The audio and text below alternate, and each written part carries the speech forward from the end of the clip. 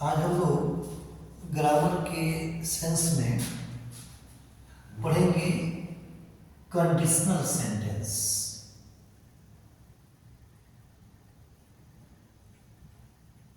Conditional sentence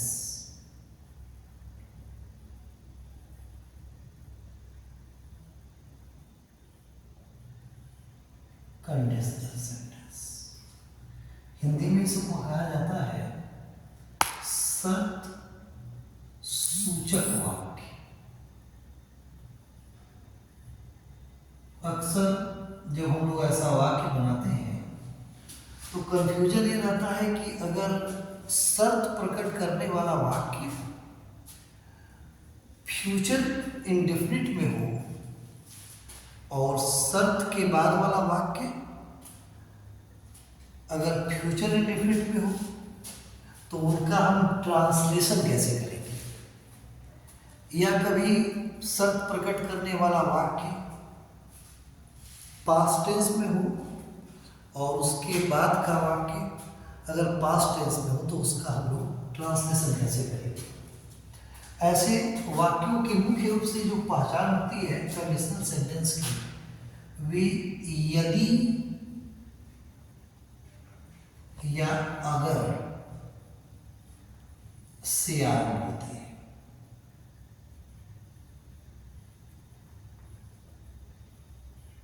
और बीच में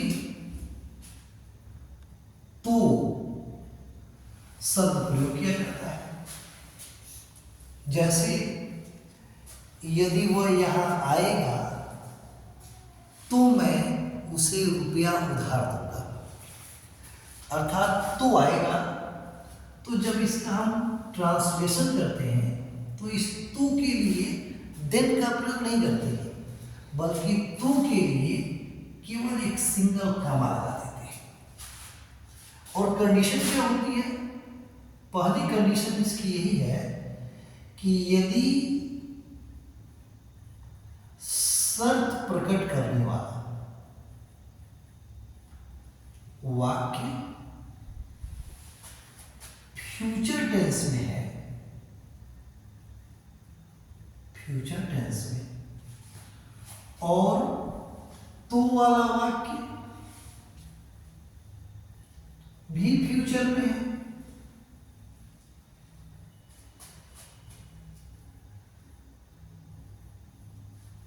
तो ऐसी स्थिति में जो शर्त प्रकट करने वाला वाक्य होता है उसको हम प्रेजेंट टेंस में बनाते हैं, प्रेजेंट टेंस में। और जो शर्त के बाद तो वाला वाक्य होता है इसको जो हम बनाते हैं वो इसको फ्यूचर में ही बना देते हैं। जैसे एग्जाम्पल के रूप में देखिए, वाक्य आपका हम देते हैं, यदि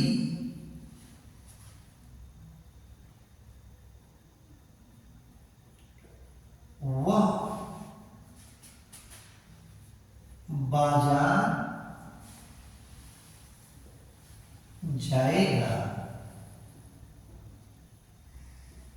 तो मैं उसे 10 रुपए दूंगा।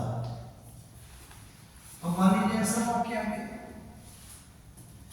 तो देख रहे हैं कि शर्त प्रकट करने वाला वाक्य भी किसमें है? फ्यूचर में, और इसका जो रिजल्ट भी है वो भी फ्यूचर में है।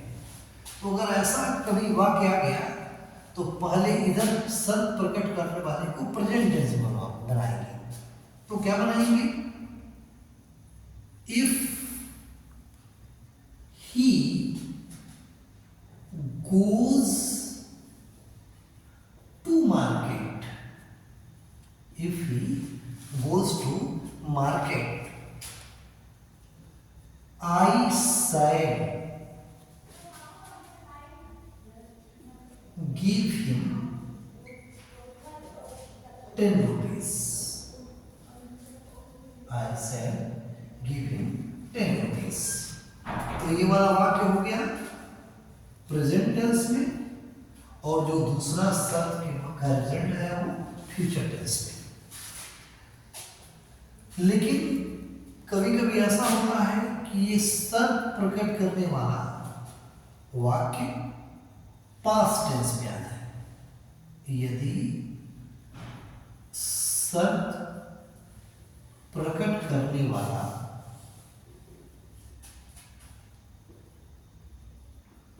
वाक्य पास्ट टेंस में है, पास्ट में, तो उसके लिए दूसरे वाक्य में जो तो वाला वाक्य है उसमें उड का प्रयोग करते हैं। उड प्रयोग करेंगे, उड का प्रयोग कैसे? यदि मैं वहां होता तो मैं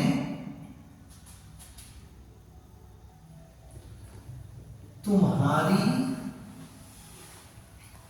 मदद करता। अब पास्ट टेंस का वाक्य है तो क्या बनाएंगे कि if I were there, if I were there, I would help you, I would help you. अर्थात ये जो कंडीशन वाली वाक्य है इसमें हम हेल्पिंग वर्ब बहुवचन का ही प्रयोग करेंगे, चाहे कर्ता एक वचन का हो और चाहे बहुवचन का हो, और दूसरे वाक्य में उनका प्रयोग करेंगे। इसके आगे की कहानी फिर आपको मैं अगली बार अगले टर्म में बता दूंगा।